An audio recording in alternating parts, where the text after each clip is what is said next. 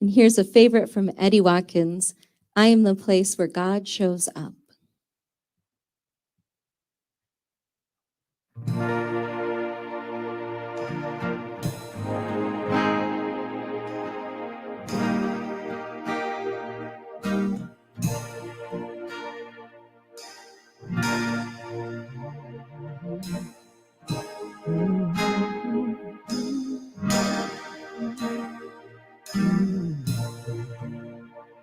Am I strong enough to bear the burdens that sometimes come living this thing called life? Am I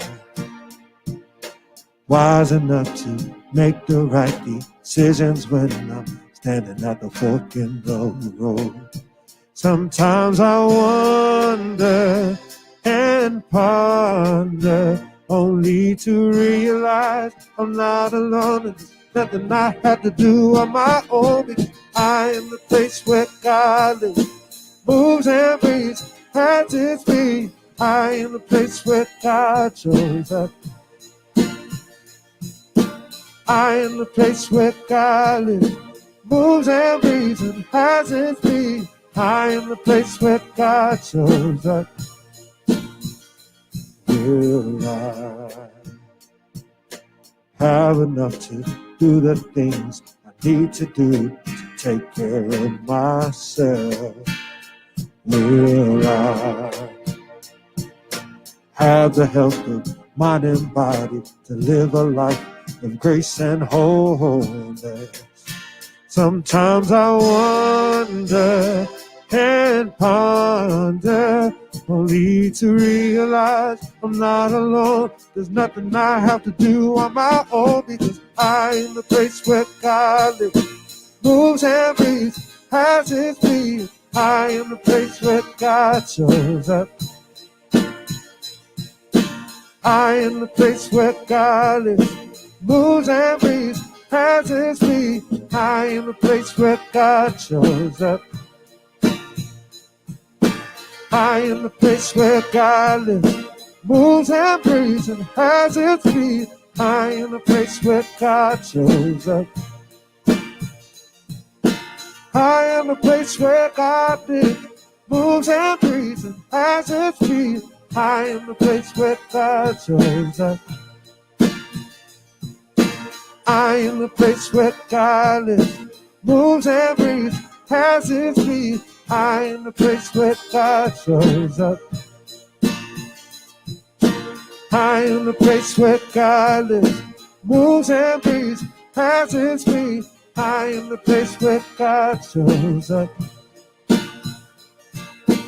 I am the place where God lives, moves and breathes, has his being. I am the place where God shows up. I am the place where God lives, moves and breathes, and has his being. I am the place where God shows up.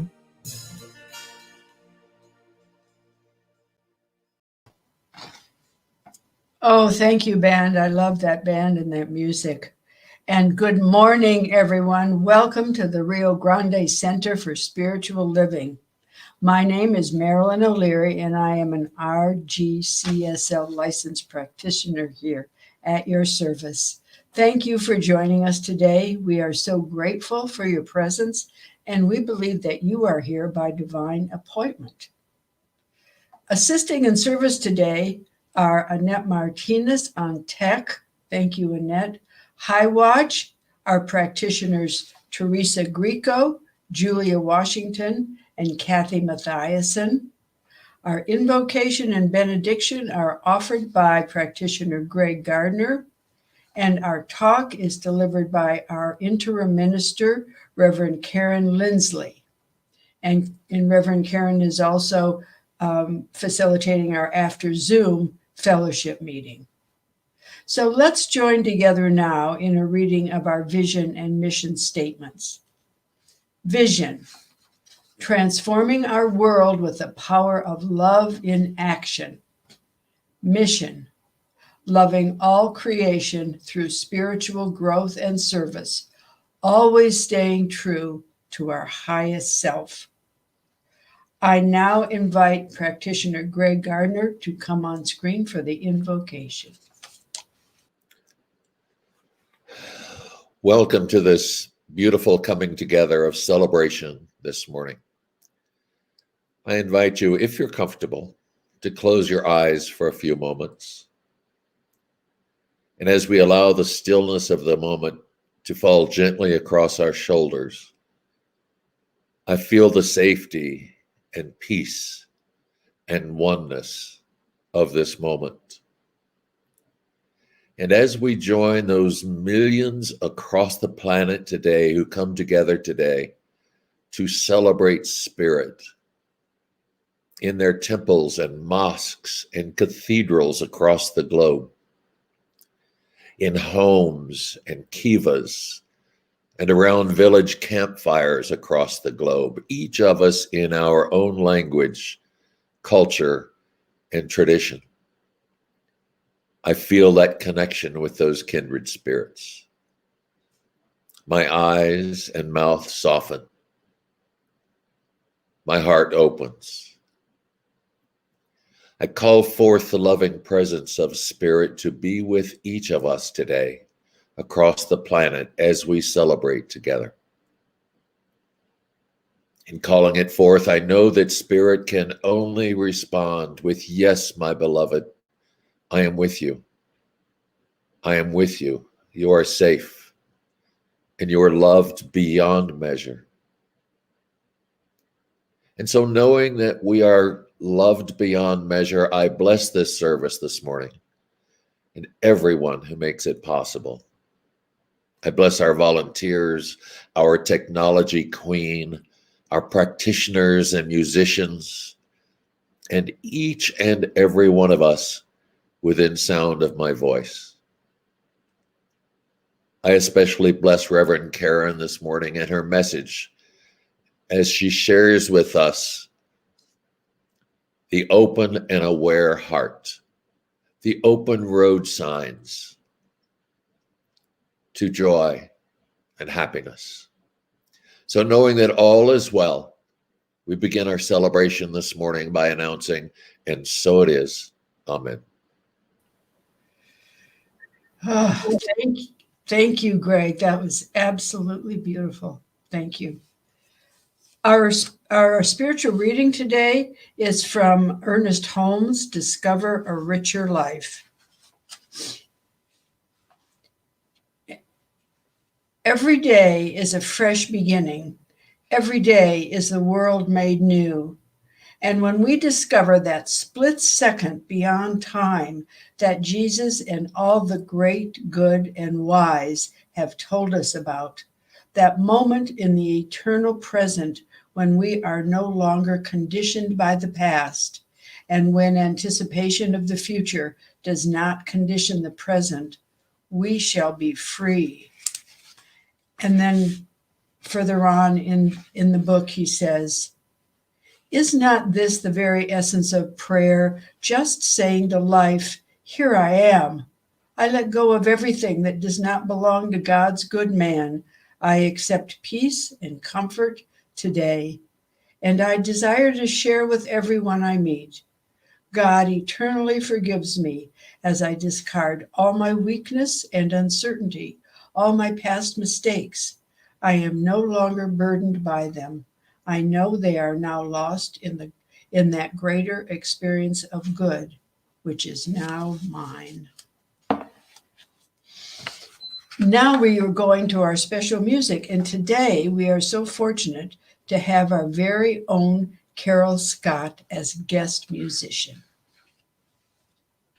I am standing in the heart of God, and all is well, all is well. The ground I stand upon keeps me facing the dawn, 'cause I'm standing in the heart of God. I am singing in the heart of God, and all is song, all is song. The music I hear turns my spirit from fear, 'cause I'm singing in the heart of God.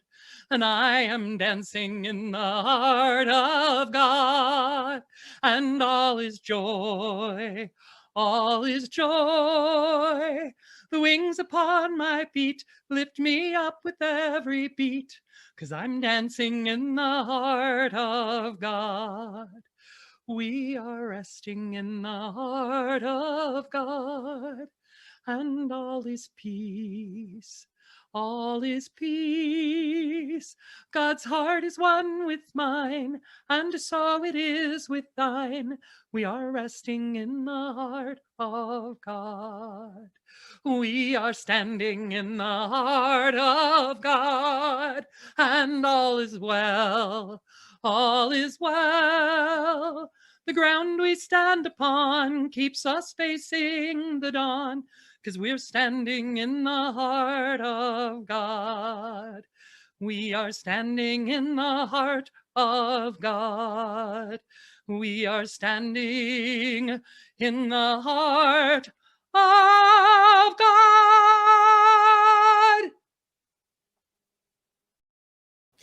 Thank you, Carol. That's beautiful.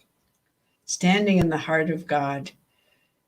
Our talk for today is given by Reverend Karen Lindsley, our interim minister, and it's called An Open and Aware Heart.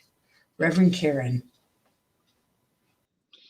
Good morning, everybody. It is so good to be here this morning. I am incredibly grateful. And our book this quarter, we're reading Redefining Moments by Dennis Merritt Jones. And the chapter this week is chapter 4, 10 road signs that a redefining moment lies ahead. And when I was preparing this talk, I really wondered about which direction I was going to go in. I could have talked about the redefining moments, but as I settled in and let that topic slow cook in my mind and in my heart, I realized that there's something that happens before we get to the redefining moments, and there's something that happens that actually allows for the redefining moments. And so that's what I want to talk about today. And before I talk about that, I want to talk about a redefining moment, because if you read the description of the redefining moments in the book, I don't know if you're anything like me, you might be wondering, why on earth would anybody want to have a redefining moment in life?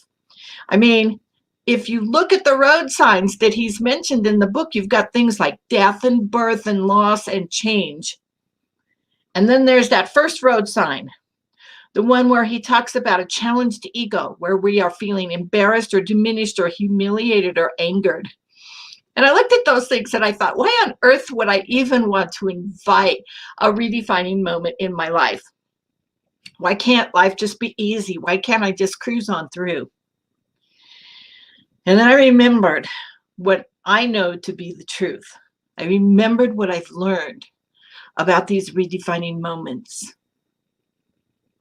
Here's what I've learned.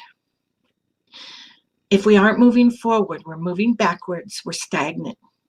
And every single thing that has happened to us in our lives is an opportunity to move into what I like to call the next greatest level of being.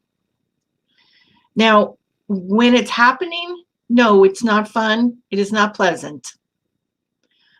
But if we can just hang on and do our work, when we come out the other end and we've had that redefining moment, life is not only beautiful, but we are living in the next greatest level of being. But we have to be open to that. This is where the open heart space comes in. We cannot allow life's events to close our hearts down. If we can look at the losses and process them in a healthy way, and then move into that stage of creation that follows, we move into that next greatest level of being. If we can look at those times when we are feeling embarrassed or diminished or humiliated or angered, and stop focusing on what they did to us and instead look at ourselves and what wants to be heard inside of us and what wants to be held up to the light of revealing, then we can move through and out of a redefining moment into the next greatest level of being. Ernest Holmes says that healing is not a process, but a revelation. For the revealing of the perfect man always heals. And I love that, because I'd like to think of those redefining moments, no matter what they look like, no matter whether it's the first redefining moment or the last one or something in between that's listed in the book or something that it's even not listed in the book. I'd like to think of those redefining moments as revelations. I know they always have a revelation associated with them. And a revelation is a different perspective, which then leads to a different thought about something, which then leads to a different belief, which then leads to a different experience of life.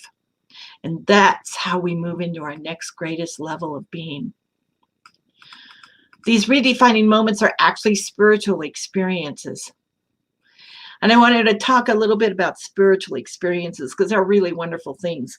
In the 12-step world, a spiritual experience is defined as a personality change sufficient to bring about recovery. So a spiritual experience in some traditions is nothing more, or everything, personality change. They can be quite large. It's a personality change. And when you come right down to it, as we move through life and stuff happens, life changes us. And if we don't have an open heart, it changes us sometimes for the worse. And if we do have an open heart, that's when we've taken advantage of those redefining moments. That's when we've allowed ourselves to move into the next greatest level of being. I would rather have that personality change be in a positive form than in a negative form. I'd rather keep on hoping and I would rather be hopeful and positive and open and loving life and loving people than the opposite. In more religious terms, sometimes a spiritual experience is defined as sort of a burning bush experience. And I love how we explain that metaphysically. In Charles Fillmore's Metaphysical Dictionary, he defines a burning bush as an inner fire that must be approached by pure spiritual thought. In other words, heart space. You might remember the story of Moses out of the Bible. He kept hearing voices that told him to do things that made absolutely no sense to him. He fought it. He kept fighting it. He fought it for a long time. He kept saying, no, that doesn't make any sense. He was in his headspace. Makes absolutely no sense to do that. And one day he's out doing what he always has done. And he experienced a burning bush. And he had that revelation. And he stopped thinking with his head and he instead began thinking with his heart. And he had a personality change. And he followed the new direction, which then led to all sorts of wonderful things. This is an example of why we want those redefining moments in our lives, particularly if we allow ourselves to experience them from a heart space rather than a head space. If we go into that place of love and faith rather than fear when they start to happen. Our heart space will guide us to places that our head space will never ever take us. Our heart space will allow us to live life to the fullest in all of its glory and mess and beauty and confusion and deep gratitude and bittersweet joy. And we can experience all of that simultaneously, which is part of the beauty of life. Redefining moments are nothing more than the God within us pleading with us to move to a greater level of living. And again, in order to experience that, we've got to have one thing, an open heart space. And you know, an open heart space is not something that is cultivated in our culture. We have to consciously and purposely cultivate it. We make decisions on life based on practicality, on pros and cons, on timelines, on money. I remember when I was a kid and I was contemplating what I wanted to do for a living, and every single time I suggested something that interested me, the adults in my life would say, well, you can't make any money at that. And I remember thinking to myself, why is that a priority? Isn't life about enjoying things? What if, and on some level, I had new thought in me already, because I knew that if I went forth and did what I enjoyed for a living, that the money would come. And it did. I ended up doing things that people said, you can't make any money in that. And it did. So the world will tell us, make a list of pros and cons. The world will tell us, set a timeline. The world will tell us to be practical about such things. I'm here to tell you, I don't do any of that. I live in my heart space more often than not, and everything, every time, always works out for the best, even when at the time it feels like it's not working out for the best. There's a book called The Heart Math Solution, and it's written by multiple authors. And in that book, they say, ultimately, the head knows, but the heart understands. So the head knows or suspects or thinks that we should go into a certain line of work because it would make good money for us. The heart understands that there's more to the equation of choosing a career than money. And I use that just as an example. We can use this little formula thing with anything. What's my head telling me? What's my heart telling me? When we live in our heart space, things might not make much sense to our head space. But life is so much more rewarding when we do. I believe that living in a heart space means we live a life based on hope instead of despair, contentment rather than anger, personal self-respect rather than shame or embarrassment. I believe that living in our heart space allows us to feel large and in charge rather than diminished, and to feel at peace rather than humiliated. So how do we get there? How do we get to that open space, that open heart? And this is, of course, assuming we even want to get there. Because honestly, there's a certain element of vulnerability that is inherent in living with an open heart. It's risky. But then again, everything in life is risky. We can look at it as, caught between a rock and a hard space, or damned if you do and damned if you don't. There's always risk in everything. I much prefer the open heart vulnerability than a closed heart that would build walls and fences and want me to defend myself against the outside world. I don't like living like that. We've been there, trust me. It's not a good place to be. So how do we get to that open heart space? In this teaching, we have what are called spiritual practices. We teach them, we advocate them. There's even an accredited class called Spiritual Practices and Principles. I've taught that class. It's a great class. Spiritual practices are the way to get to an open heart. It's the best way to nurture and cultivate an open heart. Now, there's a zillion spiritual practices. There's meditation, there's treatment, there's personal self-awareness, there's contemplation, there's study, there's reading, there's taking classes. All of it qualifies as a spiritual practice. Pick a couple. My personal favorites are self-awareness and treatment. And once in a while, I drop into meditation as well. You can pick yours. There are lots of them. Nurture that open heart space. Contemplate what it would mean to live in a certain situation with an open heart versus a closed heart. Feel that heart space. Feel it. And when we nurture that open heart space, we begin to experience life in a different way. We like to say we're human beings having a spiritual experience sometimes. I believe that when we live in that open heart space, we're not having a spiritual experience. We are a spiritual experience. There's a difference. We're not having that experience. We are that experience. And the nature of spiritual experience when we are in that space then morphs from revelations and changes to gratitude and appreciation for all of life. When we live in heart space, we begin to realize that if we have a desire, the desire was planted there by that force within us that some of us like to call God. And if it was planted there by God, then there's a way to accomplish it. I like to say the yes is in the desire. So if we're living in that heart space and all of a sudden we get an idea and someone else is saying, well, that's a harebrained scheme. No, it's not.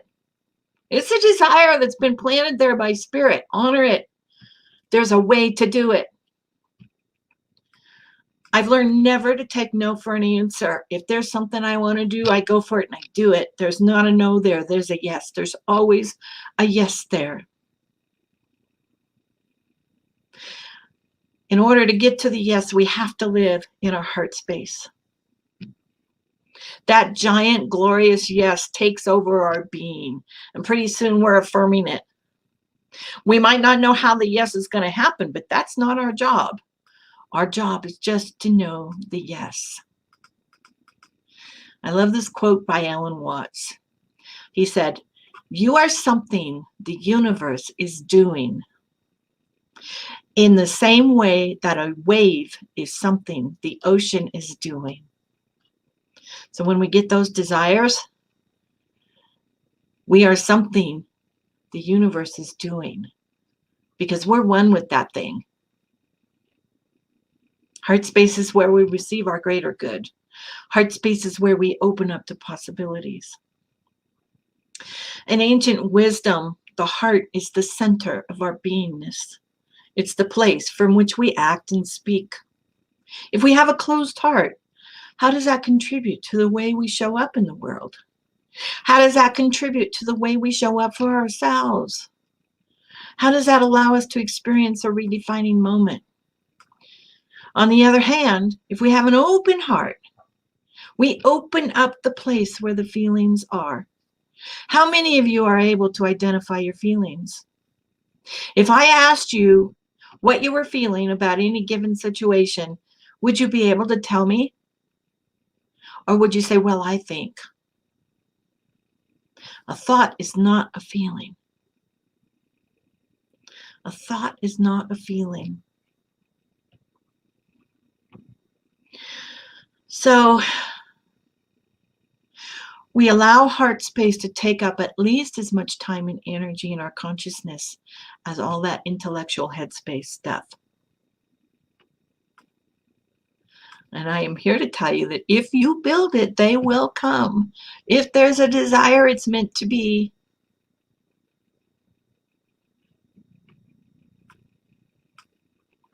In this community, there's a lot of desires. That's all good. Where did those desires come from? They came from the God within us. If there's a desire, there's a way to do it.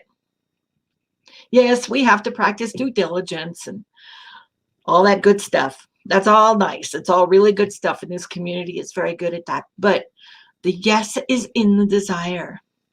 So we live from our heart space. You know, this community is in the midst of a huge redefining moment. Oh my goodness, there's so much redefining moments going on in this community.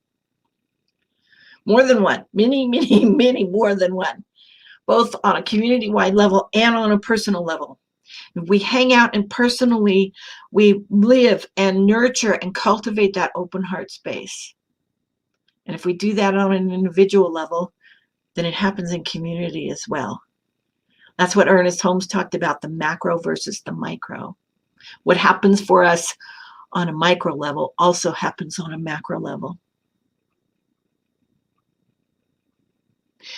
The last point I want to make about this open heart space is that when we live in that heart space, we can combine feelings and thoughts. They get merged a little bit. We're no longer feeling one thing and thinking another, but they are merging.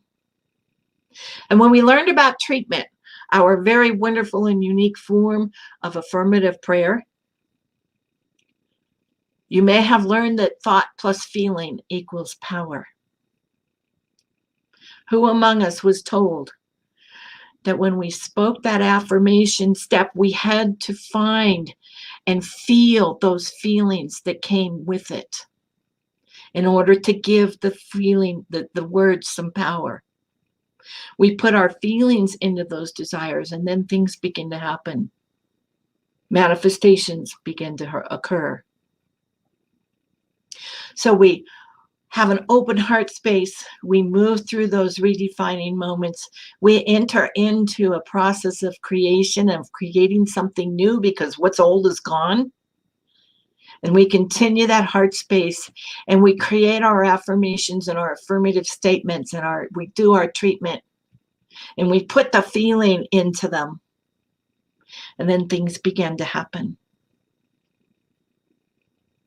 So I want to close with a treatment, knowing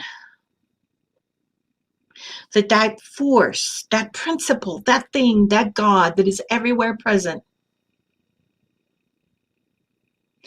is so absolutely glorious and beautiful in our lives. I am knowing right here and right now that this God is a part of me, and I am a part of it. I am the wave, it is the ocean. We are inseparable.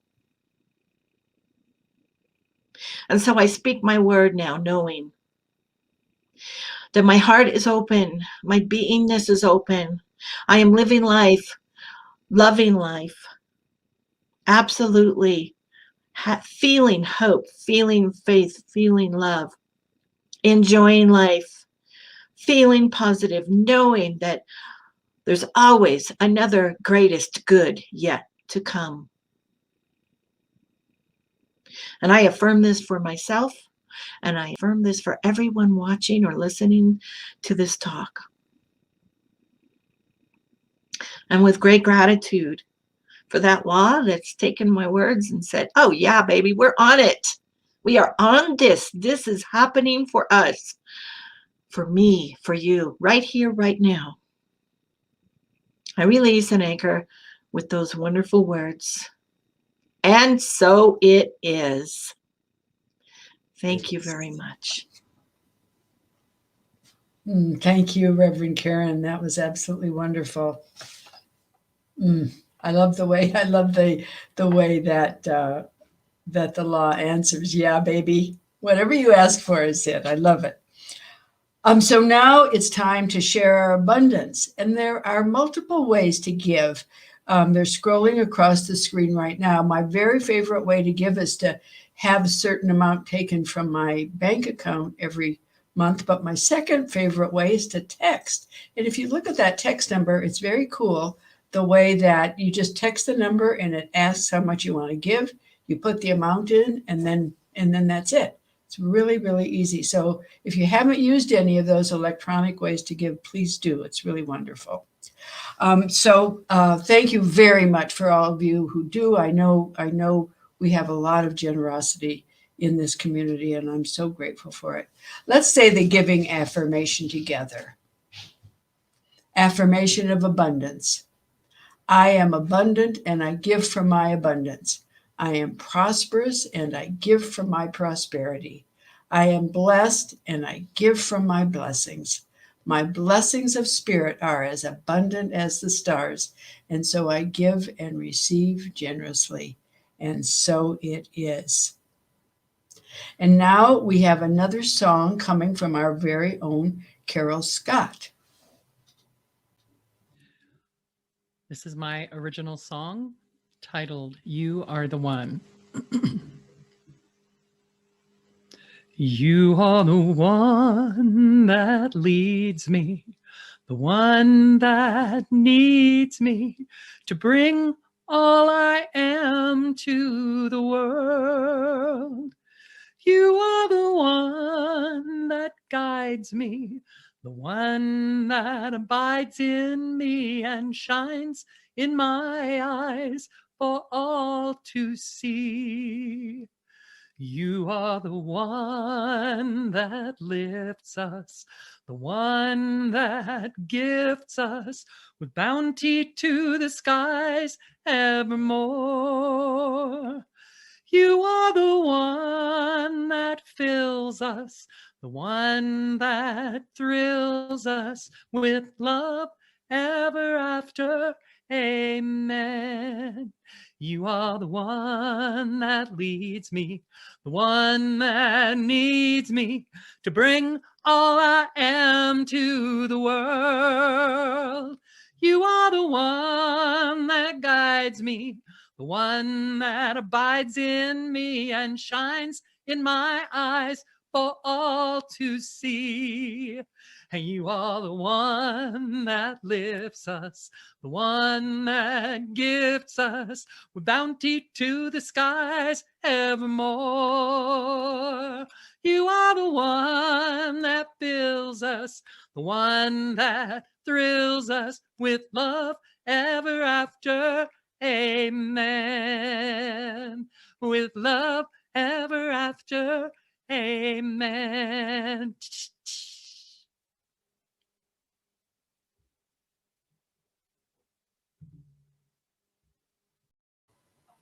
Thank you, Carol. That's absolutely beautiful. So please help me bless all these offerings. O divine giver of life, we gratefully accept these and all your gifts on behalf of our congregation and its work. May the gift return 1,000-fold to the giver. And so it is. And thank you all. Now we go to Dr. Norm for our announcements. Dr. Norm. Yeah, baby. Hey, that was a great message, Reverend Karen, and wonderful music with Carol Scott. Thanks for joining me in the announcements for upcoming possibilities. If you have an announcement you'd like to put in the bulletin or have me mention here on Sunday morning, just go to the announcements at rgcsl.org and have it posted by Tuesday at noon, and then we will see what we can do about getting that in there. For all of these announcements that I'm making right now, they are in the email newsletter. For more information, you go to the highlights of our announcements for the week. Okay, the Reach Out Team and Center for Hope and Healing. They're going to have a workday service project. So if you want to get outdoors and do some work and do some socially distanced outdoor cleanup, that'll be Saturday, May 8th at 9 a.m. at 4125 Carlisle Boulevard, Northeast. Okay, remember that was the Monday morning meditation. It's now the Monday midday meditation. It's going to be on Zoom as usual, and Gwyneth Welch, if you send her an email, she'll be able to give you the data that you need and a reminder. Transition update. Hey, we're still looking for a senior minister. The committee's together and they're getting their stuff going and they're doing all that stuff that they have to do following the protocol, and so that's still happening. The Compassion Ministries team, boy, they've got so much for you. They have a lot of chaplain duties and help you pray, and they have all kinds of resources. So that is available. Just go to the website and you can get a hold of that resource. So that's available. The Bright Ideas program is looking for your bright ideas. So if you have a bright idea, we're looking for ways to connect. So be sure to come up with something up here. We are having some small groups meeting here at the center using socially distanced COVID guidelines. So contact Carmela and find out about which groups are meeting right here at the sanctuary. Okay, many of you have filled out the surveys, and we're looking for a variety of Sunday music. Carol Scott was an example. So if you play an instrument, or if you sing, or if you want to, make some noise with your talents, we need to have that information. So send that to Reverend Karen, and she'll coordinate all that activity with you. So be sure to attend the Zoom post-fellowship meeting right after the services is done. Wait a few minutes. They'll pull all that together there. So thanks for joining us for Sunday morning announcements. Thank you, Dr. Norm. And now Greg Gardner will conclude our service with a benediction. Greg. So as our time together this morning comes to a close, I am grateful. So grateful for this open heart message, this time together shared in being closer to Spirit, closer to that creator of 10,000 names, and closer to those millions across the globe who each celebrate in their own way. I bless us as we move into the remainder of our day and know that we do so in safety, peace, and love. Knowing that all is well, please join me as I declare, and so it is. Amen. I see trees of green, red roses too. I see them blue for me and you. And I think to myself, what a wonderful